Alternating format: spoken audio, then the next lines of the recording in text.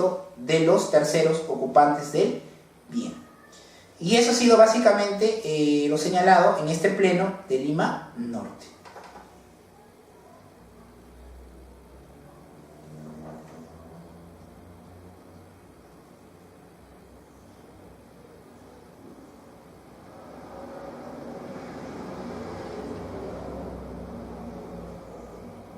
Un momento, por favor.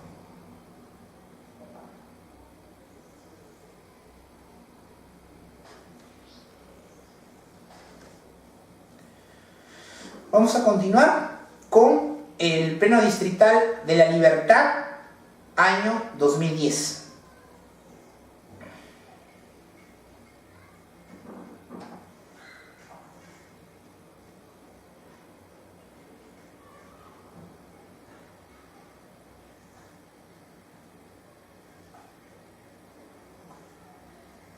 Vamos con un primer problema. Dice, en el contrato de compra-venta está obligado el vendedor a otorgar la escritura pública respectiva cuando no se ha pagado el precio. A ver, nosotros sabemos que los contratos privados de compra-venta pueden estar sujetos a plazos, ¿no? Pueden estar sujetos a cuotas. Entonces la pregunta que nos hacemos es, a la celebración del contrato de compra-venta, si el vendedor está obligado a otorgar la escritura pública correspondiente, o en todo caso esperar a que se cumplan las cuotas o pagos pactados a plazos. Bien, frente a esta postura, ¿no?, se ha establecido el siguiente criterio.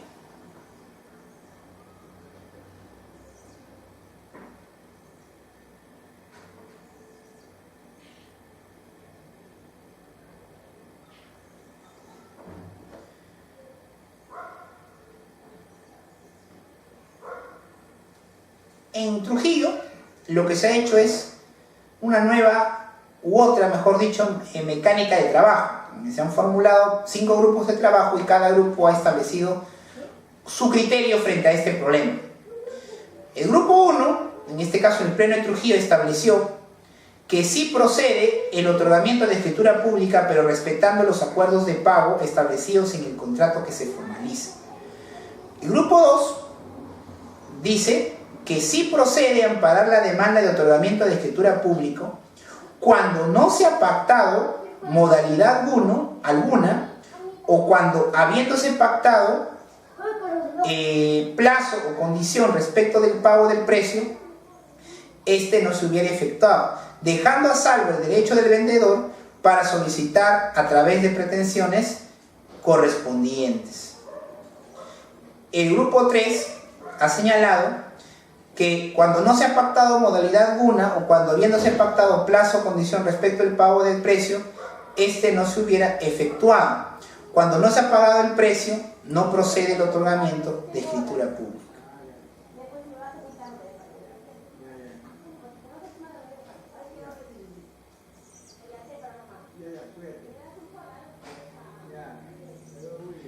El grupo 4 ha establecido, dice, el demandado no está obligado a otorgar la escritura pública cuando no se ha pagado el precio del bien. Si no se cumplen prestaciones esenciales en la compra-venta de un bien inmueble, aunque no se hayan consignado o pactado condiciones, pero no se cancela el precio de la cosa, no hay posibilidad de perfeccionar el contrato con escritura pública. Y el grupo 5 nos dice que sí resultaría amparar la demanda, puesto que al no existir impedimento ni mucho menos reclamo respecto a la contraprestación, pago total del precio pactado debe proceder conforme a las reglas de las obligaciones, aplicando el principio in dubio pro solvens, esto es, presumiendo a favor del deudor que la deuda se encuentra cancelada y que por tanto le corresponde al vendedor cumplir con su obligación de formalizar el documento de compra-venta. En otras palabras, lo que nos manifiesta o señala en este caso, en este problema, ¿no?, es si efectivamente cuando estamos frente a un contrato de compra-venta cuando el comprador tendría el derecho de solicitar el otorgamiento de la escritura pública. En principio, si obviamente el contrato en relación al precio del bien ha sido pagado íntegramente, el comprador tiene su derecho a solicitar la escritura pública correspondiente. El problema se da cuando es un contrato a plazos o cuotas. En este caso, el criterio mayoritario es que debe cumplirse íntegramente el pago de las cuotas. O en su defecto, dice, el comprador podrá solicitar, porque es su derecho, puede mandar el otorgamiento de la escritura pública, pero deberá tener en cuenta que antes de la demanda no hubiera existido ningún requerimiento, ¿no?, de pago o de adeudo en virtud a cuotas, ¿no?, o a plazos que hubieran sido vencidos sobre el incumplimiento de los pagos parciales que se habían establecido en dicho contrato. En otras palabras, si hay un contrato de compra-venta sujeto a plazo, condición o modo, ¿no?, y obviamente no hubieran sido cumplidos estas figuras accidentales del contrato, obviamente que en esos casos no podría hablarse de un otorgamiento de escritura pública. Bueno, esto es lo señalado por este pleno distrital en lo que es La Libertad.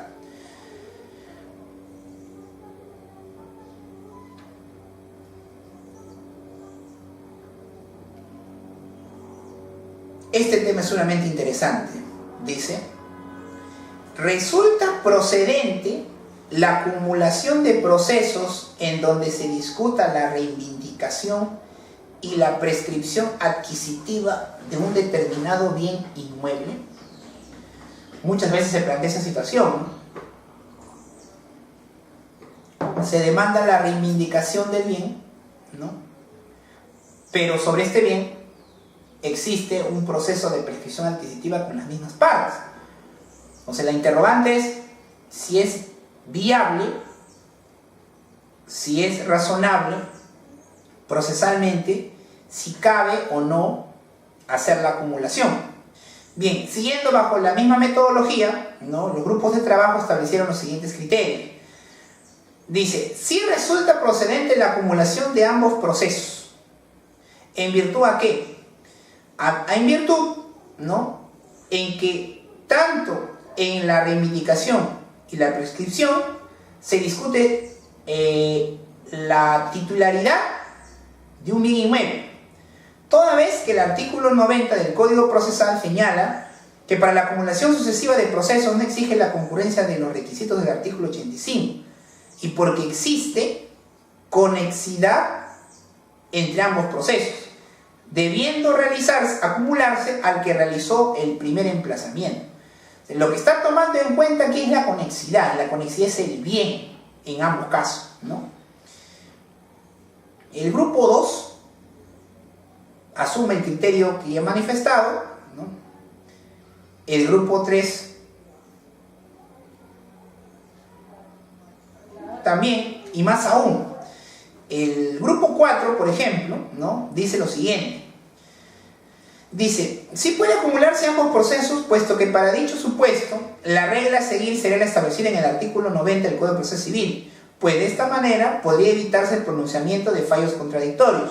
Cabe señalar que, siendo que al haberse modificado el proceso abreviado mediante el decreto legislativo 1070, no habrá problema alguno para poder acumularlos, siendo que en el supuesto que el estadio de ambos procesos sea diferente, el más avanzado debería suspenderse hasta que en el proceso menos avanzado puedan realizarse las actuaciones procesales que puedan equiparar las etapas o estadio de ambos, ¿no?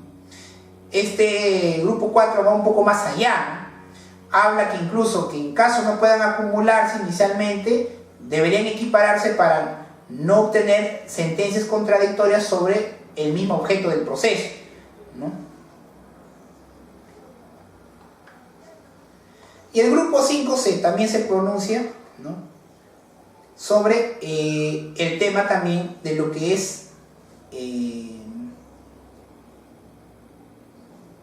que sí también resulta razonable que puedan acumularse.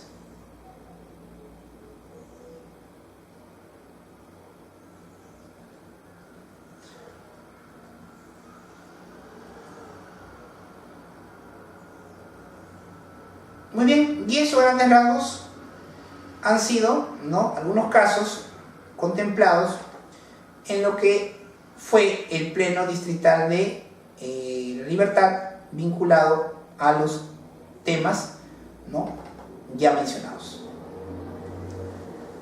Muy bien, siguiente pleno. Pleno Distrital del Callao, año 2010.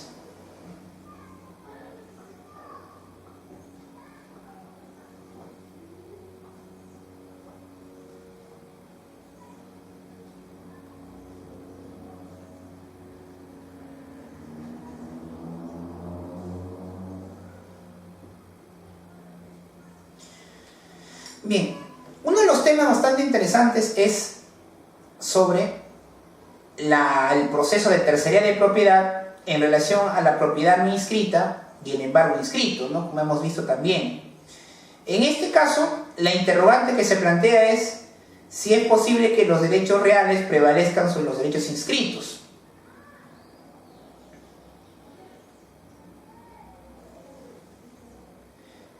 Frente a esto, ¿no?, la posición en mayoría es que la demanda deba ser declarada fundada en aplicación del segundo párrafo del artículo 2022 del Código Civil y los principios generales del derecho, ¿no?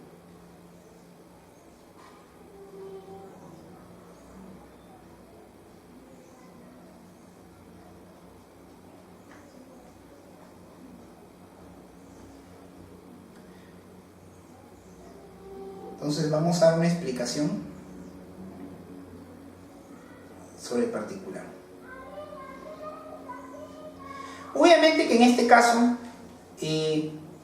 lo que uno se pregunta es hasta qué punto, ¿no?, y eso también lo hemos visto en un pleno anterior, derecho de propiedad no inscrito, ¿no?, amparado obviamente en la buena fe, contra una medida cautelar inscrita. Quizás esta medida cautelar para tutelar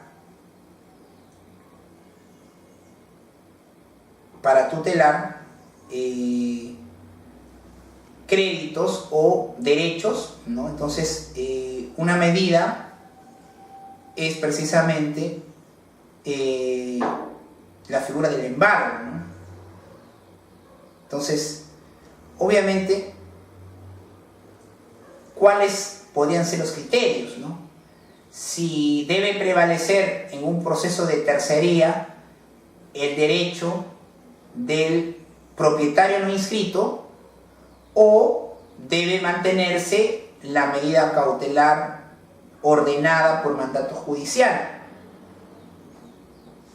Frente a esto, las diversas posturas en este Pleno Distrital del Callao, ¿no?, en la mayoría de casos, ¿no?, toman una postura de lo que es básicamente garantizar o preponderar, ¿no?, el derecho real de propiedad, ¿no?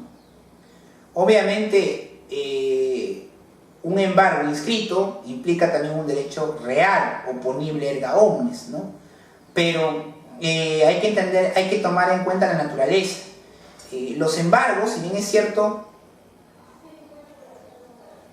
de alguna otra manera son derechos, pero son derechos de carácter instrumental, ¿sí? Obedecen a un principal, mientras que el derecho de propiedad es un derecho propiamente principal.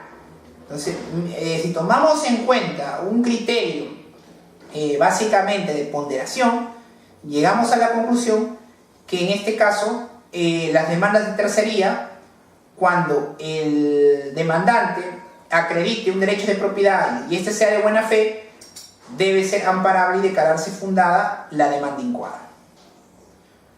Y eso básicamente es este Pleno Distrital del Callao del año 2010 sobre este particular.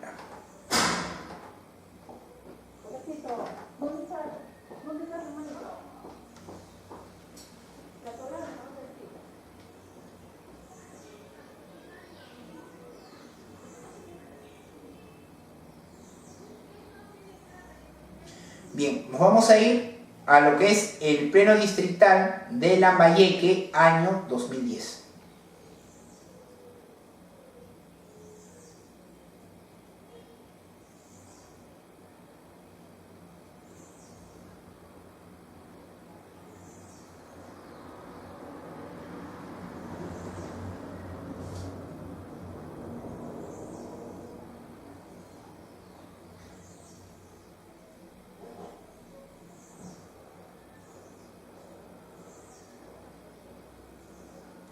Vamos a ver.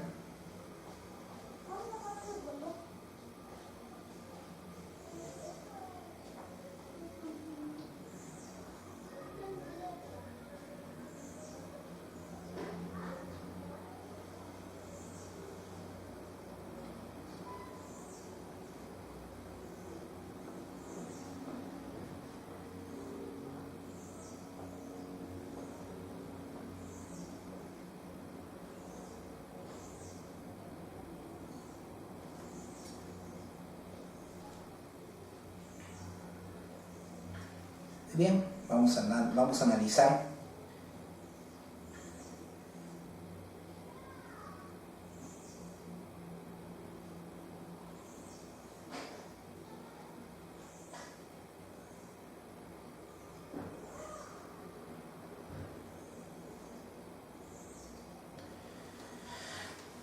Muy bien, sobre el siguiente tema, dice, debe notificarse las resoluciones que admiten las medidas cautelares antes que sean ejecutadas, o en su defecto, no debe notificarse las resoluciones que admiten las medidas cautelares antes que sean ejecutadas las mismas. Es decir, hay dos posiciones. Es decir, muy bien, se solicitó una medida cautelar, se estimó conveniente, se declaró fundada, pero ahora la pregunta es, ¿se debe notificar con la resolución que declaró fundada la medida cautelar solicitada, o debe notificarse cuando ya se haya ejecutado la medida cautelar? Frente a este problema, ¿no? Vamos a ver cuál fue el resultado.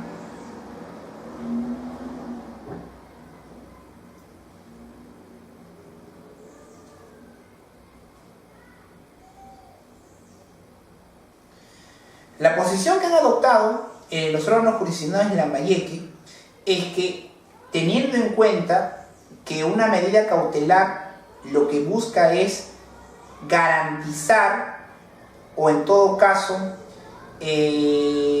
hacer cumplir la futura sentencia en un proceso principal, es que la postura que se asuma es que hasta que no se ejecute la medida cautelar, el ejecutado con dicha medida no debe ser notificado con la resolución. Es decir, una vez resuelta la solicitud cautelar, debe ejecutarse la misma, y con posterioridad a la ejecución de la misma, ser notificado el ejecutado con la medida cautelar. ¿Por qué?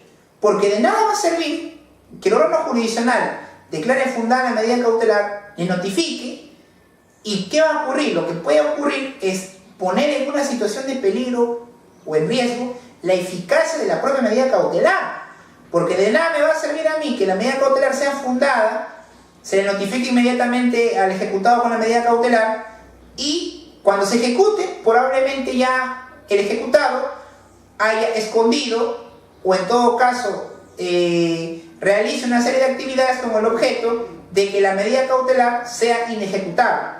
Entonces la posición unánime en este caso es que la medida cautelar previamente ejecutada, mejor dicho, que una vez ejecutada puede ser puesta de conocimiento al ejecutado con dicha medida cautelar, no antes de su ejecución.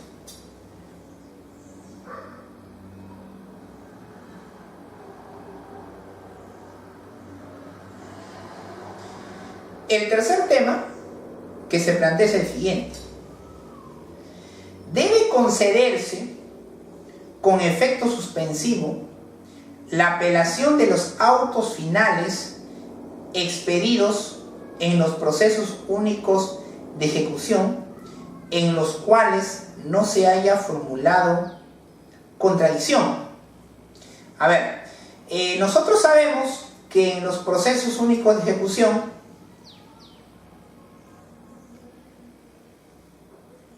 la resolución que pone fin a este proceso es el auto final, ¿no? En el cual se va a ordenar, se va a exhortar, se va a ordenar que el ejecutado cumpla con la obligación contenida en algún título judicial o extrajudicial, ¿no? Sujeto a que el incumplimiento va a determinar la ejecución forzada del mismo. Entonces, la pregunta que se hace es: si en el caso concreto se presentase un recurso de apelación contra ese auto final, si esta apelación debe realizarse con efecto suspensivo o sin efecto suspensivo, teniendo en cuenta un elemento importante. ¿Qué pasa si contra el auto ejecutivo no se presentó o no se formuló contradicción alguna? Bien, en este caso, lo que se plantea es lo siguiente.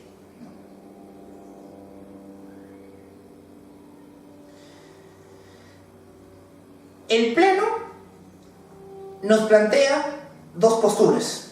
La primera dice que cuando no se ha formulado contradicción y simplemente se dicte el auto para que siga con la ejecución, este auto sería de apelación sin efecto suspensivo y sin la calidad de diferida, tomando en cuenta el artículo 372 del CPC. La segunda postura sería que, a pesar de no haberse formulado contradicción y el auto que dispone la continuación de la ejecución es apelable, sea con efecto suspensivo, dándole la calidad de auto final. Entonces sería de aplicación el artículo 371 del Código Procesal Civil. Dice: sin embargo, en este proceso único, ¿no?, se producen dos esquemas. Primero, presentada la demanda y luego de calificarla, se admite la demanda y se dispone una orden de pago o de hacer. Contra este auto admisorio y orden de pago puede formularse contradicción. Esta contradicción se resuelve, se corre traslado a la parte ejecutante para que absuelva. Posteriormente, el juez emite un auto final resolviendo la contradicción. Segundo, se presenta la demanda, se expide auto que admite la demanda y la orden de pago. Vence el término para formular contradicción y no se presentó ninguna. Y se emite auto disponiendo que continúe la ejecución. En el primer caso, no hay problema, porque el auto final es el que resuelve la contradicción. A efectos de decidir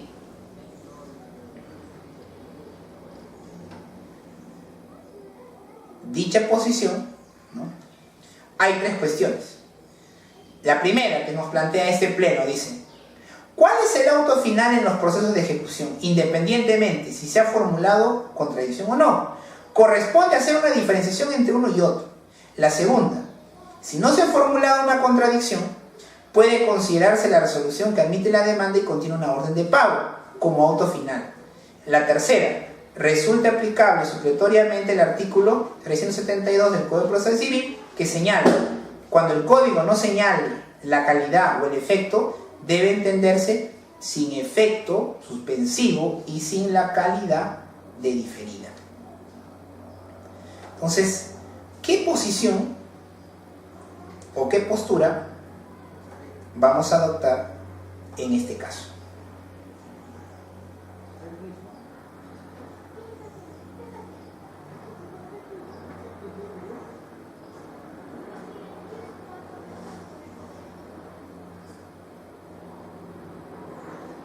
Bien, por mayoría, una vez planteado los supuestos, ¿no?, los criterios, las posturas, se adoptó o se ha adoptado la siguiente posición.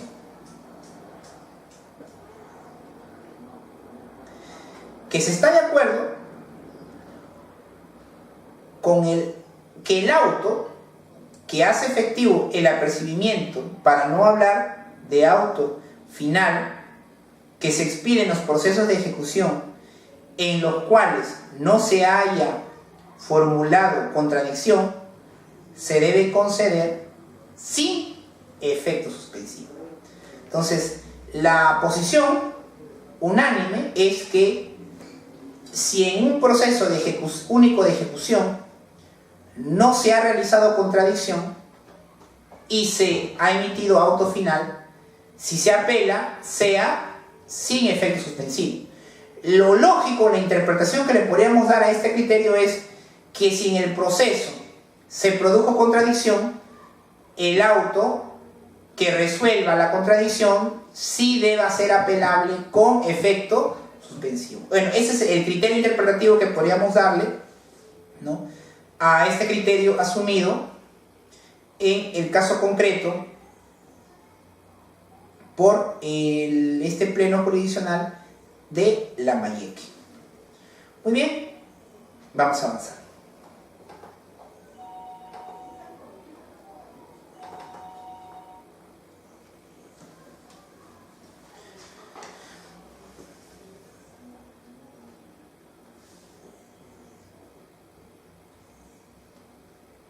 Este es un pleno nacional civil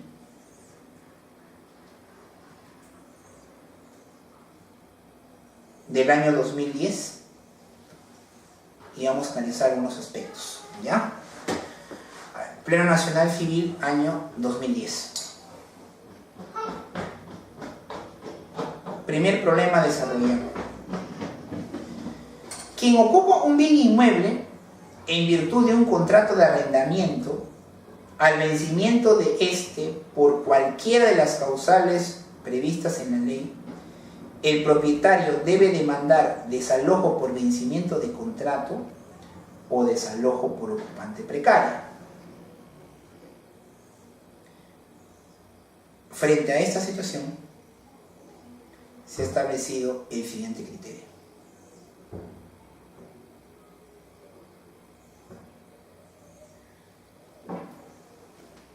Y dice así: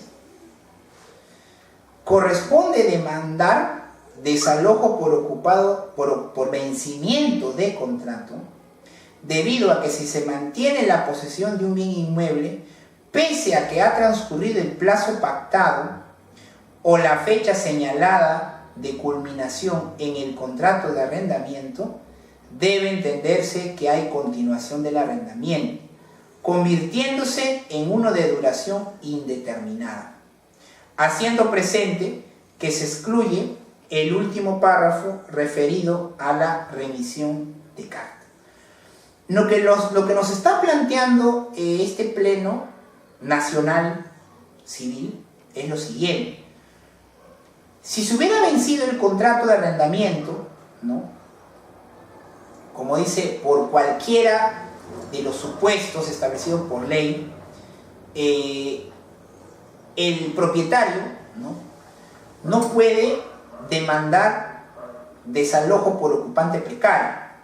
Ahora, el último párrafo de este criterio asumido por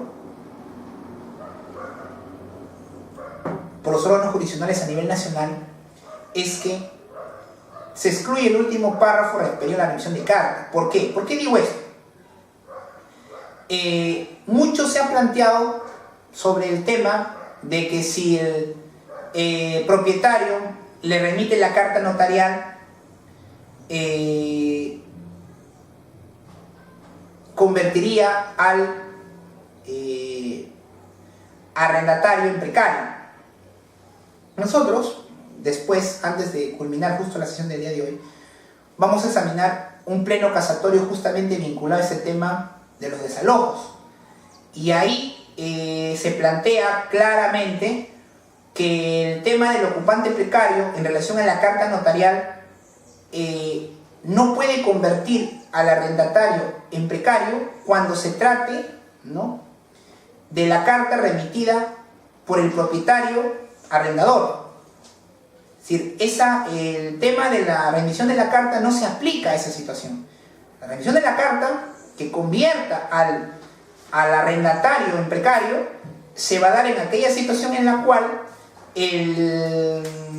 se haya producido un cambio en la titularidad del bien.